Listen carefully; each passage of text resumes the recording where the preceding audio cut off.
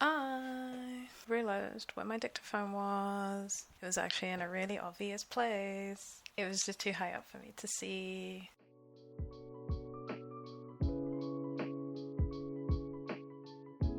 Hi everyone! So in this video I wanted to cover repeating numbers and court cards in tarot readings, and what they might mean when you see them in your readings, which means talking about numerology and the role of recurring or angel numbers in our tarot reading practice. There is a reason that angel numbers are in quotation marks here. I will get to that a little bit later. So what is numerology and what are angel numbers? Naturally, I'm going to be covering the key terminology for this video. So what is numerology specifically? Officially, numerology is the study of numbers, as stated in the Cambridge Dictionary. But in its common usage, it is used to describe the idea of the notice and use of recurring numbers and the belief of their special significance in our spiritual lives. This could be being able to predict the type of life that somebody's going to have using their birthday, or birth date specifically. I should be very specific about that. Or the meanings of seeing repeating numbers in your everyday life. The study aspect of numerology comes from the understanding of what each number means and how to use that understanding to guide yourself into a better life. But numerology overall has existed for thousands of years in varying capacities across cultures, which you can see in the idea of sacred numbers, or the amount of times a sacred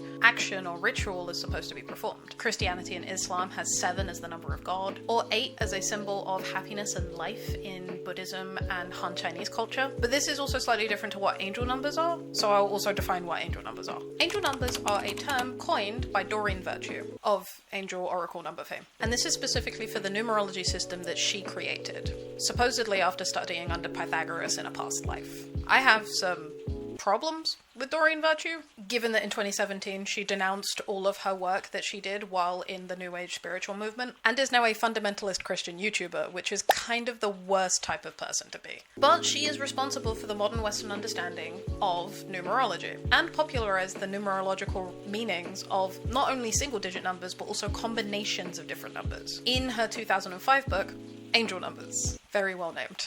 I want to mention angel numbers specifically because it is a framework of numerology, and a framework that a lot of people know. But I want to point out that the numerological logic of tarot and angel numbers are different, even if it doesn't feel like it at times. Lots of things cross over. There is like 90 years between the creation of these two systems, and a lot of developments in the overall culture of occultism, as well as a full spiritual movement in between. This will make a little bit more sense as we get further into this video. So, what do repeating numbers in tarot specifically mean? Let's talk about this in a little bit more detail. Generally speaking, repeating numbers or cards across multiple suits in a tarot reading is a sign that the numerical theme, or card theme if they're court cards, is something that you need to be paying attention to in this reading specifically. While the individual meanings of each card still remain for their individual placements, repeating numbers or court cards speak to the wider theme of the whole reading. Of course, this is going to be directly related to the type of reading that you're doing, as this might differ depending on the style or time sensitivity of the particular reading that you're doing. For time-sensitive readings, these repeats can also indicate that these things are happening in succession, or closer together than you originally thought. For non-time sensitive readings though, this will likely mean that all of the events being mentioned are related to each other in some way, specifically being connected by a theme, like I mentioned earlier.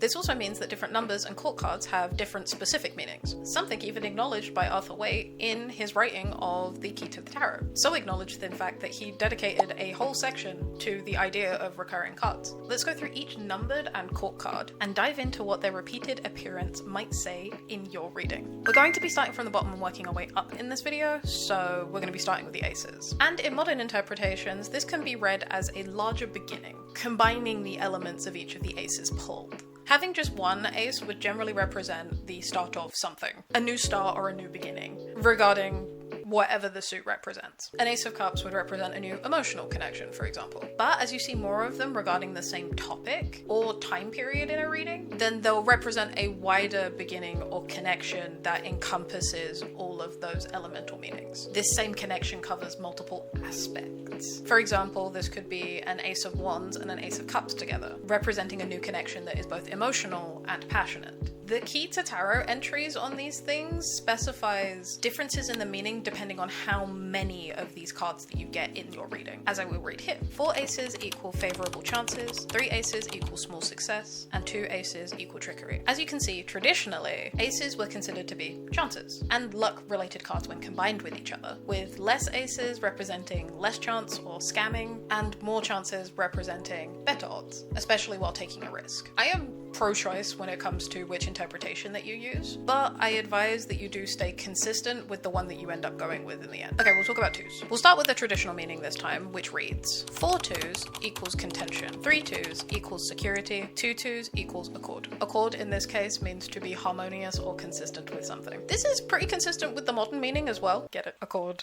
consistent. Where twos represent choices, duality, and balance, depending on the context. You find that combinations with the 2 of Pentacles is going to represent finding balance and making reasoned choices. But most combinations with the 2 of Swords are probably going to represent being between choices. If the main card is the 2 of Cups, though, you might find that the choices that you're having to make are directly connected to a specific relationship. Okay, threes are the number that is representative of stability, as triangles are the strongest shape, and also my favorite. But they also represent communication and creativity. You can see this in the 3 of Pentacles, with its collaboration and peer learning themes, and in the 3 of Cups with a group of friends drinking and dancing together. This is also very similar to the traditional meanings that read 4 threes equals progress, 3 threes equals unity, 2 threes equals calm. So when we see multiple 3s in a reading, we can expect to see wider themes of communication and generally working with others, but also stability in those communications and acts of collective creativity. There is a reason that 2-3 cards represents calm specifically, and it's because there isn't conflict within these communications. So if 3s are a stable building, then 4s are a brick. They will not move until they are pushed, and they cannot stop moving until they are stopped. As Arthur Waite expertly writes, 4 4s equals a journey near at hand, 3 4s equals a subject of reflection, 2 4s equals insomnia. The particular mention of insomnia here is usually paired with the 4 of Swords and the 4 of Cups together, one representing the need for rest, and the other representing being too fixated on something to do anything else. In modern interpretations, 4s are generally a representation of stagnation, or a sign that you're currently in a sort of plateau in life. While Waite frames this as a dip before the journey ahead, I think we are more ready to call it what it is, and that's being stuck. This is also kind of removed from the meaning that people that use angel numbers give to this combination in their tarot readings, which is generally stability, protection, and hard work. Seeing hashtag 444 to suggest that you are protected on an Instagram post is a very commonplace thing to see in our community, but it's also not actually part of the tarot system as many people claim it to be.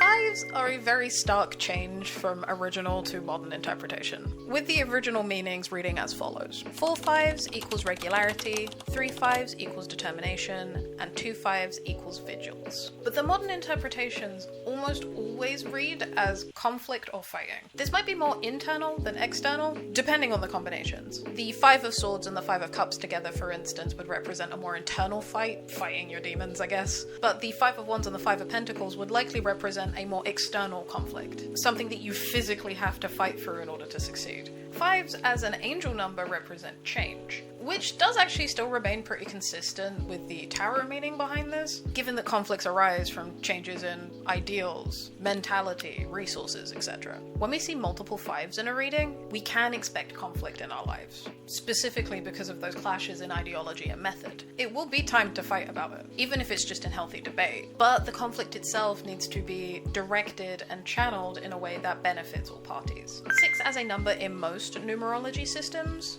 represents things settling down, relationships and connections, and importantly, succeeding after things get tough. As the successor of the number 5 in the sequence, we generally interpret 6 as a state of returning back to the status quo, or at least a more stable place. Think the 6 of Swords being the most direct version of this, or the 6 of Wands representing being recognized for your efforts. This is also reflected in the original meanings of this number, where 4 6s equals abundance, 3 6s equals success, and 2 6s equal irritability. It's important to acknowledge the repeated 2 6s as a sign of irritability, which is definitely something that I could see coming from a combination of the 6 of Cups and the 6 of Pentacles. A representation of things coming back from your past and asking for favors now that you've found success. Outside of this though, multiple 6s will usually be a good sign of things calming down, relationships being repaired or rebuilt, and an overall sense of success.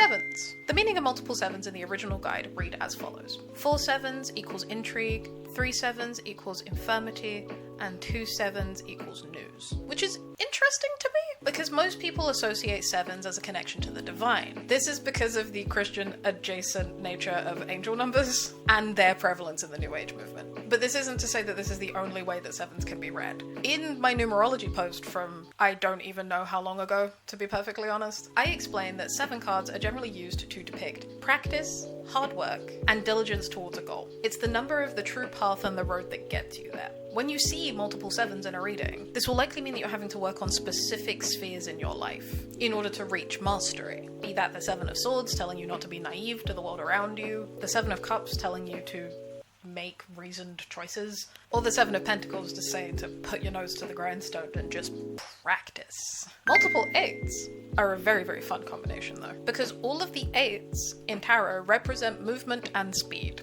You can see this most strongly in the 8 of Wands, which is a literal fire ladder to the heavens, but it can be more nuanced like in the 8 of Pentacles, which represents the refinement of movement and how this refinement leads to mastery. When 8s are found in multiples, this is usually a sign that things are speeding up rather than slowing down, and that you need to expect that progress and updates are going to be happening at a more rapid rate. This modern interpretation, though, is actually pretty different from the original interpretation, which reads 4 8s equals reverse, 3 8s equals marriage, and 2 8s equals new knowledge. It's a lot more literal in its interpretation, I feel, considering that 8s can be flipped and they're still an 8, or they can be laid on their side to create an infinity loop. But marriage is also an interesting meaning to me because it suggests movement in a relationship to its next phase, or even just 2 rings like you have in a traditional marriage ceremony. Next, 9s are the penultimate number in the numbered cards of the Minor Arcana and represent the final steps in anyone's given journey. This means that multiple 9s in a reading also represent being close to the goal at hand, but needing to finish what you start. This is especially prevalent in cards like the 9 of Wands or the 9 of Cups, representing both perseverance and dreams coming true, respectively. The original readings of these multiples are also very similar, reading as 4 9s equals a good friend,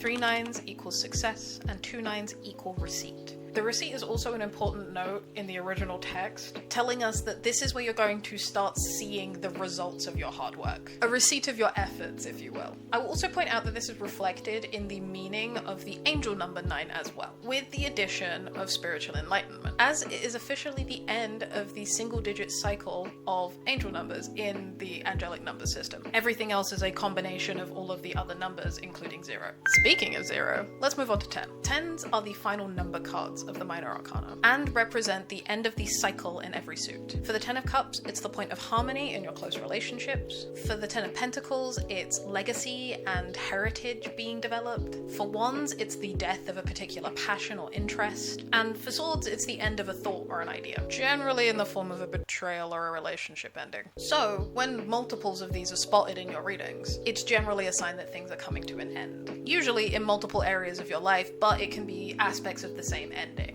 for the same point in your life, and that it is time for something new to begin. This is pretty similar to the way that Waite interprets this, saying that 4 10s equal condemnation, 3 10s equal new condition, and 2 10s equal change. This idea of condemnation is most prevalent with the 10 of Swords, and also if you combine it with the 10 of Wands as a secondary card. But the more 10s there are, the more likely it is that changes and new conditions are going to be the main thing that's carried over from that particular tarot reading. Okay, let's move on to court cards. Pages are the first person-specific cards coming up after the numbered cards in the Minor Arcana. And this is generally representative of younger people, or people that are in the earlier stages of their journey. And this is why pages are considered messengers and assistants for the higher court cards. So, seeing multiples of these cards in a particular reading might suggest that you're receiving a lot of messages, or having a lot of back and forth between different areas of your life. But it can also represent having a lot of young people and assistants in your life that are all trying to gain your attention. This idea is taken a little bit more inward in Waite's interpretation, with the key to tarot saying 4 pages equals dangerous illness, 3 pages equals dispute, and 2 pages equals disquiet. The mixed messages are coming from inside the house. Remember to take note of the messages and conflicts that are actually being mentioned in the multiples here. As a combination like the Page of Wands and the Page of Swords might represent being torn between your head and your heart, but the Page of Wands and the Page of Pentacles might be signaling that you might be fighting between lofty dreams and harsh realities. Okay. Knights. Knights are actors of the kings and queens of the suit they're in, and generally represent teenagers and young adults. They want to act on their own initiative, but they're also working themselves out, you know? Which is very on brand for tarot teenagers, to be honest. It's me, I was the tarot teenager.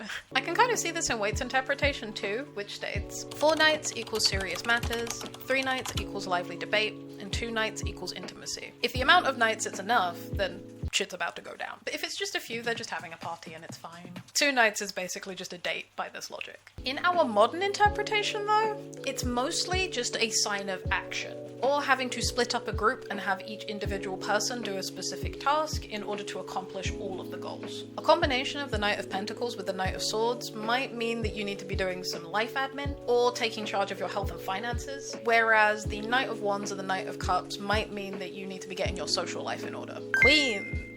Queens are social leaders, as opposed to rational ones. They are the leaders of the people rather than the leaders of any given nation. This means that queens in multiples generally means being on top of things in the social aspect, in the way you are being seen, but not necessarily in the logistical aspect. It can also suggest that there are multiple queens in your life that are fulfilling these roles. This hasn't actually changed much, given that the key to the tarot lists the following. 4 queens equals great debate, 3 queens equals deception by women, and 2 queens equals sincere friends. Oh man, what's that meme of like the 2 queens talking to each other to like maximize their potential or something? That's definitely 2 queen cards in a reading for most people. The debate and the discussion aspect of the traditional meaning also holds true to this day, where more than 2 queens in a reading does suggest talking things out and using your words rather than your actions to come to a conclusion, taking the mature approach while still maintaining the peace. Lastly, we're going to talk about kings and their role as rulers of the nation, not just the people in it. Kings act as the figurehead for all collective action and does the things that have to be done for the betterment of all peoples. You can see this in the original interpretation as well. 4 kings equals great honor,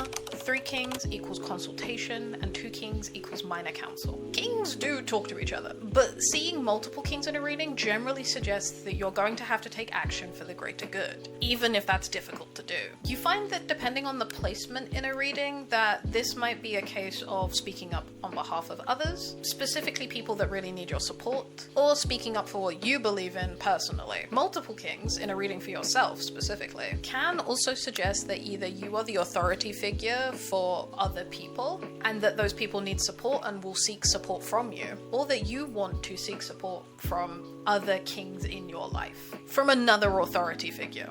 Okay, my throat's getting a little bit crispy, so we're gonna finish up here. I almost completely forgot that I had tea here. The key to the tarot specifically does have reverse meanings for multiple cards in a reading in this same fashion, but I'm going to be covering that in book club when we get to that section, so I'm not going to be covering that here. And that means that's just something to look forward to.